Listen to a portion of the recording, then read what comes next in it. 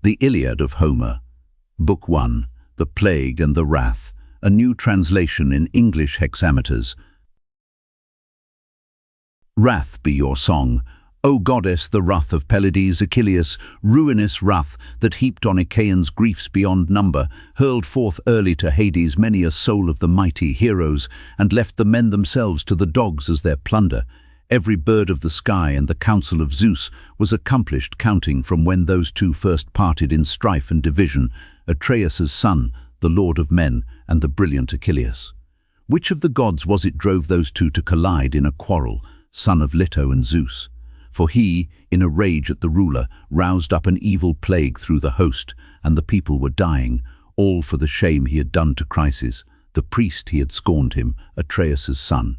For the priest had made for the swift ships of Achaeans, seeking to free his daughter, and bearing a limitless ransom, bearing in hand the fillets of great far-darting Apollo, wound on the staff of gold, and entreated all the Achaeans, mostly the two Atreidae, the marshals over the people, sons of Atreus, and all you other strong-grieved Achaeans, gods grant it you, the immortals who keep their Olympian houses sacking of Priam's city and homecoming safe to your households. Render me back my beloved daughter, accepting the ransom, showing your awe of the son of Zeus, far-darting Apollo. All of the other Achaeans shouted aloud their approval, urging respect for the priest and the taking of glittering ransom. Little it pleased the heart of Atreus, Lord Agamemnon. Rudely he sent him away, with a harsh word laid on him after, "Old man, let me not find you loitering here by the hollow ships of the host, not now, nor once in the days that are coming, lest the staff of the god and his fillet fail to defend you. No, I will never release her. Old age will find her before that, there in our house, in Argos, far from the land of her fathers, plying the loom to and fro, and a visitor too to my bedside.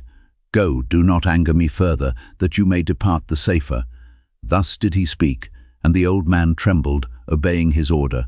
Silent he went by the loud resounding sea and its beaches. Going apart and afar, the old man prayed then in earnest, calling on Lord Apollo, the son of the lovely-haired Leto. "Hear me, god of the silver bow, protector of cries, warder of Killer the holy, and lord over Tenedos island, Smintheus, if ever I roofed you a shrine that gave you contentment, truly, if ever I burned you the fat enfolded thigh pieces, whether of bulls or of goats, then bring this wish to fulfillment. Grant that the Danaans pay for my tears with the price of your arrows." Such was the prayer he spoke, and he heard him, Phoebus Apollo. Down from the peaks of Olympos he strode, with his heart full of anger, carrying bow at his shoulder, the quiver close covered and lidded. Loud clanged the arrows against the shoulders of him in his anger, stirred with his every motion. He came on dark as the nightfall. Then he sat down well apart from the ships, and loosed off an arrow. Terrible then was the twang that rose from the bow of pure silver. Mules were the first he assailed, then next the dogs in their swiftness, then upon men themselves he levelled the sharp of his arrows, striking, and ever the dead men's pyres were burning in masses. 9 were the days that the shafts of the god ranged over the army. Then on the 10th, Achilles summoned the host to assembly, moved to it there in his mind by the goddess, white-armed Hera, grieving for all the Danaans, seeing them falling and dying. Now when the men were assembled and gathered all in a body, rising among them, swift-footed Achilles spoke to the war host. "Son of Atreus, now I believe we are beaten and straying, bound to return back home if only we flee from destruction. Now that the war and the plague at once are breaking Achaeans, come then, let us inquire of a seer or a priest of the altars, even a reader of dreams, for dreams themselves are from Zeus too, one who could tell why Phoebus Apollo rages against us, whether some vow left unpaid or a hecatomb missed is his grievance, hoping that maybe the savour of lambs and of goats without blemish wins him to taste and consent to drive the plague from among us." Thus he spoke, and was seated. And there in the midst of them stood up Calchas, the Stor's son, best by far of the augurs of bird sign, gifted with knowledge of all things present, to come and departed, pilot who steered toward Ilion's walls the ships of Achaeans, all by the seercraft in him, the gift of Phoebus Apollo. Full of goodwill to the host, he spoke and addressed the assembly. "Loved of Zeus, O Achilles, You bid me to speak and unriddle wrath of Apollo the king, the Lord who darts from a distance. Therefore I speak, but consider it well, and swear me an oath now, swear that with ready heart you will guard me with words and with hand strength. Truly I think I shall anger a man who has mastery over all of the Argives. Achaeans attend and obey when he orders. Greater the strength of a king when he rages at one that is lesser. Even supposing he swallow his anger down for the daytime, afterward still he will cherish his grudge, to the day he fulfills it, deep in the breast of the man. Now ponder, say, will you save me? Answering him in return, up spoke swift-footed Achilles. Courage, and speak the oracle out, whatever you know of. Witness Apollo himself, the Zeus loved, him to whom Calchas praying, you publish the god's own word to the Danaan muster, none of them while I live and look on the earth in the sunlight, none by the hollow ships shall lay heavy hands on your body, none of the host of the Danaans, not if you name Agamemnon. Vaunting himself as he does the best by far of Achaeans, taking his courage, the blameless seer then spoke to the muster. Neither a vow unfulfilled is his grievance, nor hecatomb wanting, all for the sake of the priest, dishonoured by Lord Agamemnon. Never released was the daughter, never accepted the ransom. Hence are the griefs the far darter has sent, and more of his sending. Never will he be holding the heavy hands of the plague back. First must the glancing-eyed girl be restored to the father who loves her, priceless, unransomed, and with her a holy hecatomb driven home into Chrysa. There we may soothe him and win him to mercy. Thus he spoke and was seated. And there in the midst of them stood up hero and son of Atreus, wide-ruling Lord Agamemnon, grieving. The midriff under his heart, all blackened, was hugely filling with fury, and both his eyes were as flame at their kindling. Calchas first he addressed, with a glare that boded him evil. Prophet of evils, never has one good word of yours reached me. Always your heart's delight is the evil word of your foretelling, never a good one spoken, and never a good brought to pass yet. Now in the midst of the Danaans you mouth your god-words, proclaiming, telling them this is why the far darter fashions their sorrows, all for the sake of the girl Chryseis, whose glittering ransom I had no wish to accept, because I greatly prefer her here in my house. For in truth I prefer her to Clytemnestra, wife of my youth and my wedding. Chryseis is nowise beneath her, neither in form nor stature, in mind nor the work of her fingers. Even for all that, I'll yield her back if that be the better. Living and safe is my wish for the host, not death and destruction. Only prepare me a prize at once, that I not be the only Argive stripped of a prize, and that would scarcely be seemly. All of you see it, the prize that was mine is going to others. Brilliant Achilles, the fleet of foot, then answered him, speaking, Glorious son of Atreus, of all men keenest forgetting, how shall the great-hearted men of Achaia give you a war prize? Nowhere is stored some wealth of the people lying in common. All of the swag from the cities is shared already and portioned. Wrong it would be for the people to gather it all back together. Yield her up now to the god, and we, the assembled Achaeans, 3 times and 4 we will pay it back, if Zeus at the last gives Troy, the well-walled city, to sack to her uttermost ruin. Answering him in return, up spoke the Lord Agamemnon, Never, for brave as you are, O godlike seeming Achilles, practice your craft on my mind. You will neither slip past nor persuade me. What do you wish? To be holding your prize, and to see me sit empty, robbed of my own? And you bid me render the girl in the bargain. Well, if the great-hearted men of Achaia will give me a war prize matched to the mind within me, of worth to weigh against this one good. But if they deny me, myself I will go and be taking yours, it may be, or the prize of Aias, or else of Odysseus, taken and led away, and the man I visit will seethe then. Come but of this hereafter, there will be time to consider. Now let us drag a black ship down to the shining salt water, muster the rowers with purpose aboard her, and stow in her belly hecatomb offerings. Then bring the girl herself, fair Chryseis, high on her deck. Let a single man of counsel command her, Aias perhaps, or Idomeneus, maybe brilliant Odysseus, even yourself, son of Peleus, of all men living most fearsome. Thus, by performing the rites you may soothe the far worker toward us. Glowering down at him, answered him then swift-footed Achilles, Draped in your brass like a garment, you heart set on nothing but profit, how shall a single Achaean obey your word with a good will? either to march on a raid or to stand with strength in the spear fight.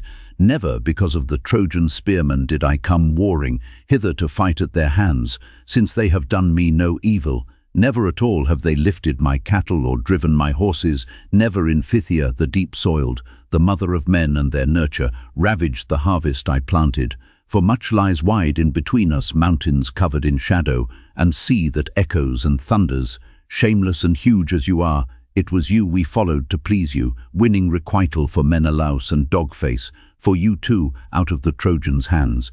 Yet of all this you reckon as nothing. Now, what is more, you threaten to take in person my war prize that I sweated to win, that the sons of Achaia awarded. Never a prize have I equal to yours, when the host of Achaeans sacks to the ground some strong-founded citadel of the Trojans.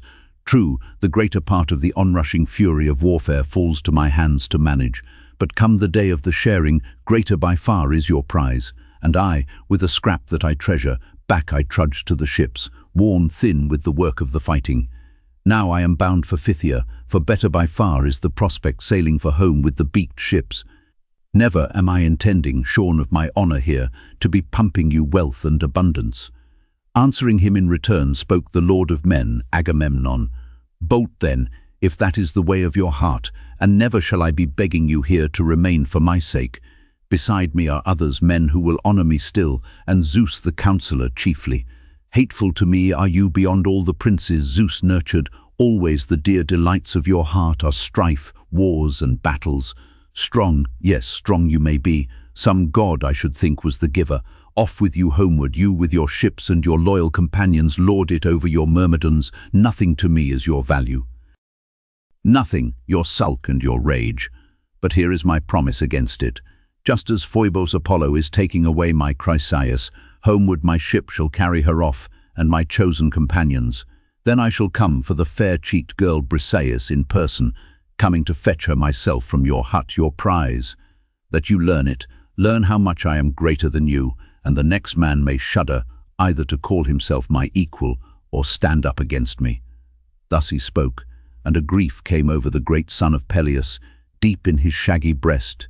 His spirit debated two courses, whether to pull the sharp sword free from its sheath at his thigh, then scattering all from their seats to be killing the scion of Atreus, quenching his anger instead, and bridling the surge of his spirit.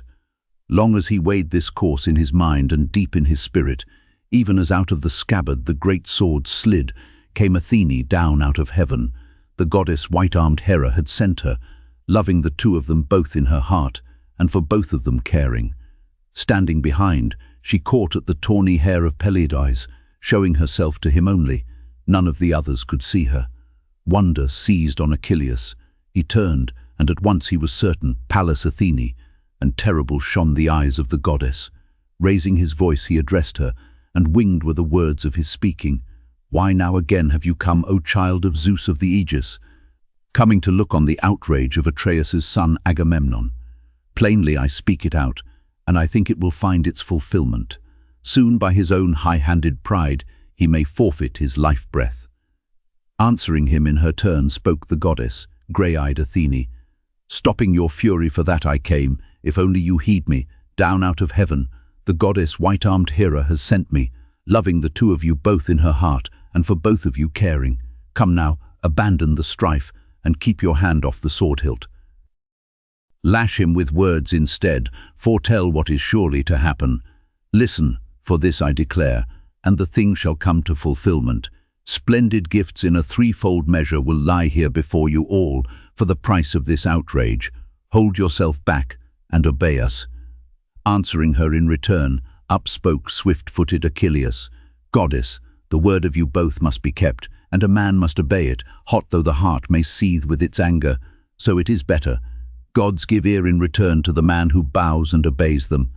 Speaking, he stayed his heavy hand on the hilt of pure silver, thrust the great sword back into the scabbard, nor did he defy her word of the goddess Athene, and she was gone to Olympos, joining the rest of the gods in the house of the Zeus of the Aegis. Then once again Pelides, with words of gall and derision, spoke to the son of Atreus. Not yet had he done with his anger. Lushington, with the eyes of a dog and the heart of a roe deer, never to buckle your armor for war in the ranks of your people, never to go to the ambush beside the best of Achaeans, never has daring possessed you. To you such work is a death doom. Better by far, no doubt, through the sprawling camp of Achaeans, pinching the gifts of whoever speaks out a word to defy you. People-devouring king, with nobodies under your scepter otherwise, son of Atreus. This insult would be your final. Now I say it to you, and I swear a great oath on my saying. Yes, by this scepter I swear it, that never a leaf or a branchlet ever shall sprout from it now, since first it was hewn in the mountains, never to green again, for the bronze has peeled from around it leafage and bark together. And now the sons of Achaeans carry it high in their palms, the givers of dooms, who the statutes guard in the name of Zeus, and here is an oath of great binding. Surely a day is coming, when longing for lost Achilles seizes the sons of Achaeans, all of them. Grieve as you will then, nothing your strength will avail them, when Hector, the killer of fighters, drops them dying in droves, and the heart in your chest you will shred then, raging because you honored for nothing the best of Achaeans. Thus spoke Pelides, and down to the ground he dashed the great scepter studded with rivets of gold, and seated himself in his own place. Atreus's scion raged on the other side, Nestor arising silver-tongued in the muster, the clear-voiced speaker of Pylos, down from whose tongue the words would flow like the sweetness of honey. 2 generations of mortal men in his day had already faded and gone, that with him of old had been nurtured and cradled back in the holiest Pylos. The 3rd generation he governed. Full of goodwill to the host he spoke and addressed the assembly. Shame and alas, great sorrow is come on the land of Achaia. Priam would laugh aloud for joy, and the children of Priam glad would the rest of the Trojans be, and merry their spirits, learning the whole of this tale, the news of the 2 of you feuding first in the Danaans' councils, first in the roar of the battle. Listen to me, for the 2 of you both are my juniors in lifetime. Once in an earlier day I walked with men who were better even than you, and never did they belittle my counsel. Never have I set eyes on such men, nor ever shall see them. Men like Perithous, men like Dryas, shepherd of peoples, Caeneus, Exadius too, and the godlike man Polyphemus, Theseus, Aegeus's offspring, a match for the gods everlasting. Mightiest they of the men that the earth has bred in her seasons. Mightiest they, and they fought their battles with mightiest foemen, wild things laired in the mountains, and these they horribly slaughtered. Yes, and I moved among them. I, come from the distance of Pylos, far from the Epian land, at the call those heroes had sent me. Single, I fought on my own account.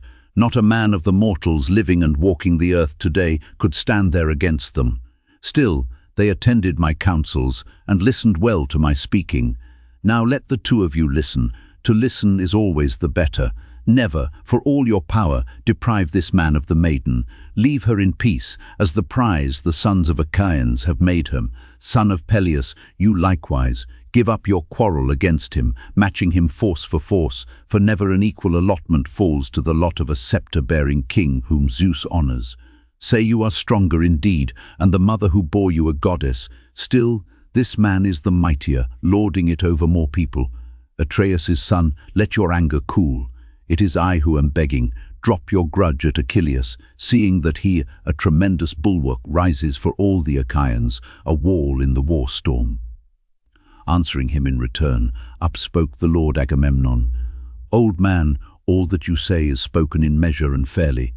Ah, but this man has a will to be set over all of the others, over them all to be master and king over all of the muster, handing his orders to all, and one man here will not heed them. Grant that the gods who live forever have made him a spearman. Standing on that, has he leave now to lash us all with abuses? Breaking across his words came the answer of brilliant Achilles. Truly a coward I'd have to be called, and a thing of no value, yielding to you in every affair, whatever you utter. Give your commands to the others, and not to me, for I tell you, issue no orders to me. I think I shall heed them no longer. One thing more I will say, and you cast it deep in your spirit. Never with strength of hand will I fight for the sake of the maiden, neither with you nor with any man else. You gave and you take her. Ah, but the rest of my goods by the swift black hull of my vessel. Nothing of those will you seize and carry away while I stand by. Go on, try it and see, so that all of these here may witness, quick as a word, your blackening blood will leap on my spear point." Thus, with confronting words, the two of them fought to a finish. Rising, they broke up the muster beside the ships of Achaeans. Off went the son of Peleus away to his huts and his shapely vessels, and with him walked Meneuoteo's son and his comrades. Atreus's son, for his part, drew down a swift ship to the sea brine. 20 the rowers he picked for her benches. A hecatomb also loaded aboard for the god, and leading fair-cheeked Chryseis, seated her safe on the deck, and aboard went resourceful Odysseus. Sailing away they went, out over the watery highways. Atreus's son, for his part, bade the host cleanse itself of pollution. All of them washed themselves clean, and cast their filth in the sea brine. Then to Apollo they offered their hecatombs, perfect and flawless, bulls and goats in their fullness, beside the shore of the salt waste. Skyward the savour rose, in the curling whirl of the smoke drift. Thus was the camp at its labours. And never did Agamemnon cease from the strife he had launched at Achilles first with his menace, calling Talthybios and the herald Eurybates, saying heralds the two of them were, his brisk and diligent servants. "Go, the two of you, down to the hut of Peliades Achilles. Take her fair-cheeked Briseis there by the hand, and conduct her. Say he refuses to yield her. Then I will take her in person, coming with more at my back, and for him it will blow all the colder." Speaking, he sent them along, and laid his harsh charge upon them. Neither man willing, they walked the shore of the desolate sea brine. Soon they arrived at the huts and the ships of the Myrmidon people. Close by his hut and his black ship's side, the two of them found him, sitting, and truly Achilles took no joy at their coming. Terror seized on the two. In awe of the king they were standing, silent, neither addressing the man nor putting their question. Reading their minds in his own, he spoke to them first in the silence. "Welcome, heralds, you envoys of Zeus and of men in your office, come to me closer. My quarrel is not with you. Agamemnon made this happen, who sent you both on account of Briseis. Go, Patroclus, beloved of Zeus, and bring out the maiden.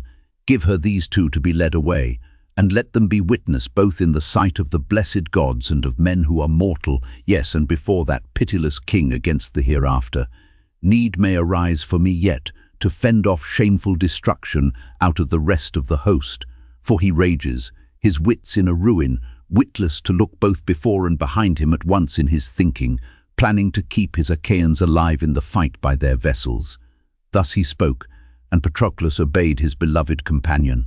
Forth from the hut he conducted the fair-cheeked maiden Briseis, gave her to them to lead, and they went by the ships of Achaeans back on their way, and unwilling the woman went in their keeping.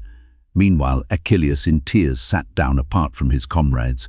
Down on the sands of the grey salt sea he gazed at the wine flood, stretching his hands out wide. He prayed to the mother who bore him. "Mother, since you gave birth to a son so brief in his lifespan, honor at least was my due from the hand of the Lord of Olympus, Zeus who thunders aloft, but he grants me not even a little. Now has the son of Atreus, wide-ruling Lord Agamemnon, shamed me outright. He has seized and keeps my prize at his pleasure." Thus he spoke through his tears, and his queenly mother gave hearing, deep in the salt sea sitting beside her father, the Old One. Mist-like she rose in a breath from the grey salt swell of the ocean, seating herself before the face of her son in his weeping. Then with a stroke of her hand she spoke to him, naming her dear one. "Child, why the weeping? What is the grief that has come to your spirit? Speak, do not bury it deep in your mind. Let us both come to know it." Groaning heavily, answered her then swift-footed Achilles, "Mother, you know. Why tell the whole of it through to a knower?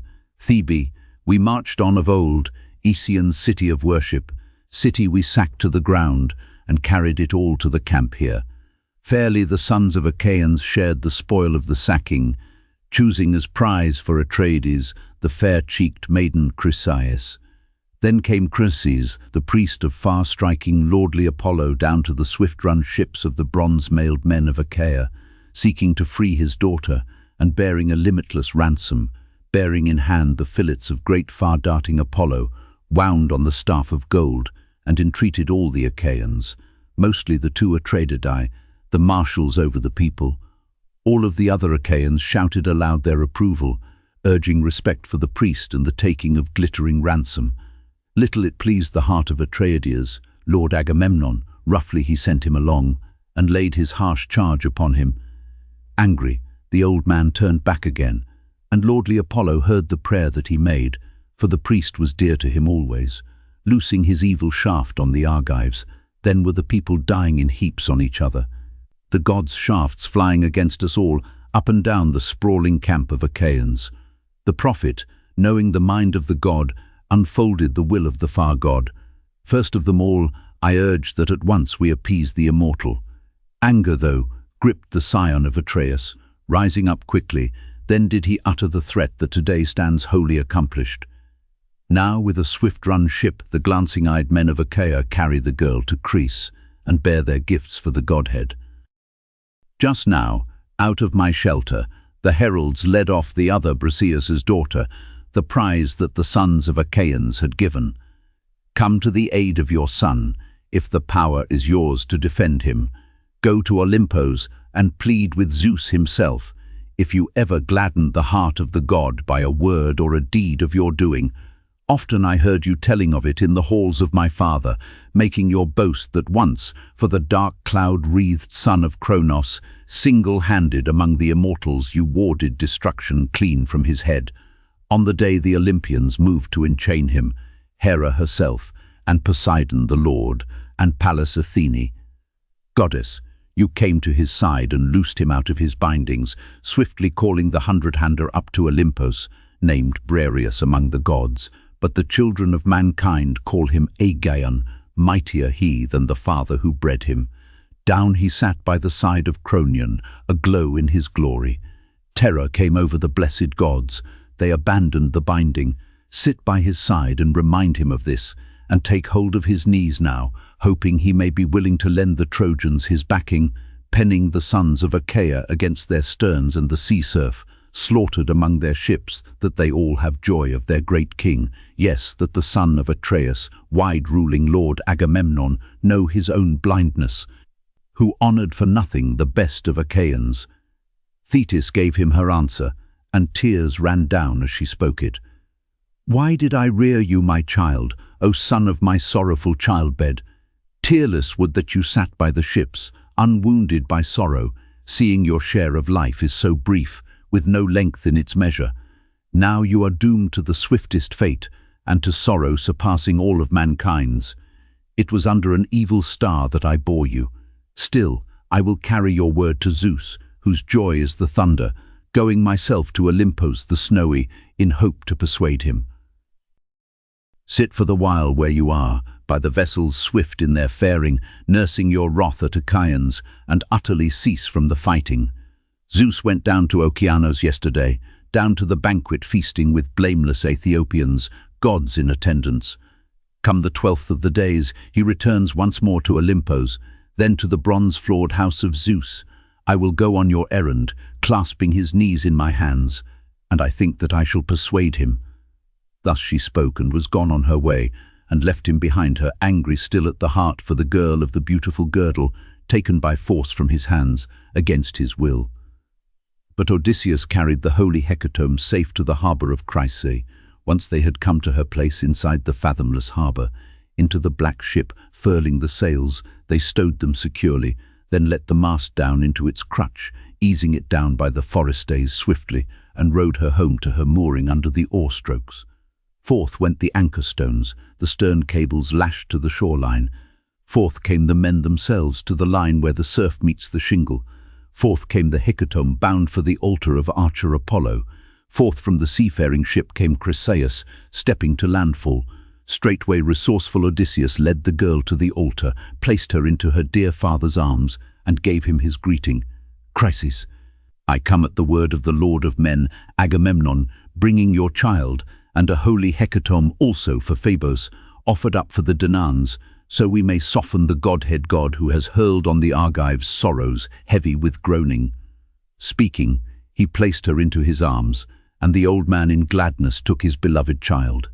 In order around the fair altar quickly they stationed the god's own hecatomb, victim by victim, washing their hands, They gathered the sacred barley in handfuls. Loudly among them Chryses prayed, with his hands to the heavens. Hear me, God of the silver bow, protector of Chryse, warder of Killer the Holy, and lord over Tenedo's island. Hear me as once in the past you heard the prayer of my asking. Honor you gave me then, and mightily smote the Achaeans. Grant me once more, as before, the wish that I bring to your altar, now yet again, from the Danaans' ward the unseemly destruction. Such was the prayer he spoke, and he heard him, Phoebus Apollo. Then, when the prayer was said and the barley scattered before them, back went the heads of the victims. They cut their throats and they flayed them, carved out the bones of the thighs and wrapped them over with fat folds, doubled in layers, and laid raw morsels of flesh on the top side. Over the billets of split wood the old man burned them, and overpoured the gleaming wine, while boys held 5-tined forks at his elbow. Then, when the thighs were consumed, and they all had tasted the entrails, then they divided the rest into morsels and fixed them on spit rods, roasted them carefully through, and drew every piece from the spit rods. Then, when the labor was done and the meal set out in its order, then they feasted. No heart went short of a share in the banquet. Then, when the longing for food and drink had gone from among them, young men crowned to the brim the bowls where the wine had its mixing, serving it round to them all, first pouring the drops of libation. All the day long they were winning the god with the dance and the singing, singing their beautiful paean, the young men out of Achaia, hymning the great far worker. He listened, his heart full of pleasure. Then, when the sun went under and darkness arrived to enfold them, down they lay by the cables that moored the stern of the vessel. Soon as the early-born dawn appeared with her fingers of roses, seaward they put once more for the sprawling camp of Achaeans, sent by Apollo the worker afar to further their sailing. Raising the mast upright, they spread the white sails to the breezes. Wind came filling the belly of sail, and the wave at the forefoot purple and gleaming. It roared full loud on the keel as she travelled. Onward she ran through the swell of the sea, accomplishing passage. Then, when at last they arrived at the sprawling camp of Achaeans, landward they dragged the black ship up to the soil of the mainland, high on the sands, and fitted the long props under her timbers. Then they were scattered abroad among the huts and the vessels. Still he raged where he sat by his ships, the swift in their faring Zeus-sprung son of the house of Peleus, swift-running Achilles. Never at all did he go to the man-ennobling assembly, never again to the war. But he wasted his heart in its dearness, staying rooted in place, though he longed for the war shout and battle. Now, when the 12th of the dawns had come in the count from that morning, back to Olympos in company went the gods everlasting, all in a body, with Zeus at their head. And Thetis remembered well what her son had asked. She rose from the swell of the sea wave, climbing at dawn through the mist to the height of heaven Olympos. Sitting apart from the rest, she found the wide-voiced Cronion, high on the topmost peak of the many-ridged mass of Olympos. Down she sat close before him, and took firm hold of his knees there, clasped with her left. And her right hand, catching him under the chin-bone, supplicant, spoke to the Lord Cronion, making entreaty. Zeus, our father, if ever I served you among the immortals, whether by word or by deed, then bring this wish to fulfillment. Honor my son. Of all men doomed to the earliest dying, even this man, the lord of men Agamemnon, has outraged, shamed him outright. He has seized and keeps his prize at his pleasure. Honor him now, O Zeus of Olympos, deviser of counsels. Give the Trojans the upper hand, till the sons of Achaia pay my son his requital, and swell him aloft with their honor. Thus she spoke, and Zeus, the cloud-gatherer, answered her nothing, sitting a long time silent. And Thetis, still at his knee-side, clung as if grown to his flesh, held fast, and repeated her question. Promise it now beyond doubt, and bow your head to confirm it. Else refuse me outright. You have nothing to fear, so I know it. Know how deep I stand at the last of the gods in dishonor. Heavily vexed, the cloud-gatherer Zeus made answer upon her. Ruinous work, when you drive me now to a feud and a quarrel sure to be picked with Hera whenever she stings me with taunting. Even as things now stand, she is always before the immortals, scolding at me and claiming I helped the Trojans in battle. Down with you now in haste, that nothing be spied by the watcher Hera herself. For the rest, my care shall bring it to being. Come then, The nod of my head I will give you, to seal your conviction, seeing that this, among deathless gods, is the mightiest token pledge that I give. For nothing of mine is retracted or hollow, nothing is left unfinished, when once my head has been nodded. Thus spoke the son of Cronos, and nodded his brows of deep midnight. Down swept the lord's ambrosial locks in a wave at the motion, spilled from the deathless head, and the mass of Olympos was shaken. Counsel completed, the two of them parted. The goddess directly dove from the gleam of Olympos down to the depths of the sea brine. Zeus went off to his house, and all of the gods in a body stood from their seats at the sight of their father. Not one of them dared to keep his seat as he came. They rose to their feet all together. Down he sat on his throne, nor was queenly Hera unknowing. Seeing his face, she knew that plans had been woven beside him. Thetis, the silver-footed, the child of the old man of ocean. Straightway she turned on the son of Cronos, sharp with her taunting. "Which of the gods, you weaver of wiles, has been hatching a dodge now?" "Plotting with you. It is always your joy, when I stand at a distance, secretly weighing your plans, to give your dooms in the darkness. Never of your own will have you told me a word of your purpose." Then made answer to her, the father of gods and of mortals, "Hera, give up the hope of knowing my words in their fullness. Hard they would prove for you, though you sit as my wife at my elbow. All that is fitting to hear, no other shall learn of it sooner, neither of gods nor of death-bound men, before you have heard it. What I choose to be planning apart, with the gods at a distance, ask me nothing about it, and pry at none of my secrets." Queenly Hera the ox-eyed gave her retort to his menace. "Cronos' most dreadful son, what a word have you spoken against me? Never before have I questioned you, never probed at your business. Calm and untroubled, you plot whatever pleases your fancy. Now, though, my heart is terribly gripped by the fear she has swayed you, Thetis, the silver-footed, the child of the old man of ocean. Early at dawn she sat at your side and caught at your kneecaps. Then you nodded your head, I believe, in a pledge that Achilles now shall have honor, and men by the ships of Achaeans shall perish." Answering her in return, up spoke Zeus the cloud-gatherer, saying, "Strange one, always supposing, and never am I past your watching. Still, you can do nothing at all by it, only be drifting further away from my heart. And for you that is all the more chilling. Say it is so as you tell it, then it must be my good pleasure. Take your seat, hold your jaw, and obey the word that I give you, lest all the gods of Olympos avail you nothing to help you closing upon you, laying my hands untouchable on you." Hera the ox-eyed queen took fright at the word he had spoken. Down she sat in her silence, bending her heart to his bidding. Troubled through all the house of Zeus were the gods of the heavens. Then rose Hephaestus among them, the craftsman renowned for his forging, soothing his white-armed mother Hera with words of his comfort. "Ruinous work it will be too much for any enduring now, if the two of you feud this way for the sake of mere mortals, driving your brawl through the midst of the gods. No joy in the feasting then, and none in its goodness, when lower things come out the winners. Mother, I give you my counsel, and wise you are, on your own part carry your comfort to Zeus our father, so that the father never scold us again and shatter the peace of our banquet. What if the lord of the lightning, Olympian, chose in his anger hurling us out of our seats? For the strength of his hand is the greatest. Reach for him rather with words of softness, win him with mildness, then in a moment the god of Olympos again will be gracious." Speaking it so, he sprang to his feet, and the double-bowled goblet placing it into his mother's hand, he spoke to her gently. "Bear with it, mother of mine. Endure, though the grief is upon you, lest I be forced to watch you dear as you are with my own eyes beaten and bruised. For then, no matter my grief, I could never come to your rescue. The god of Olympos is hard to do war on. Once in an earlier day, when my heart was hot to defend you, catching my foot, he chucked me over the threshold of heaven. All of the day I fell, and along with the sun in its setting down I dropped upon Lemnos, the breath just barely inside me. Quickly the men of the Sintian island gathered and nursed me."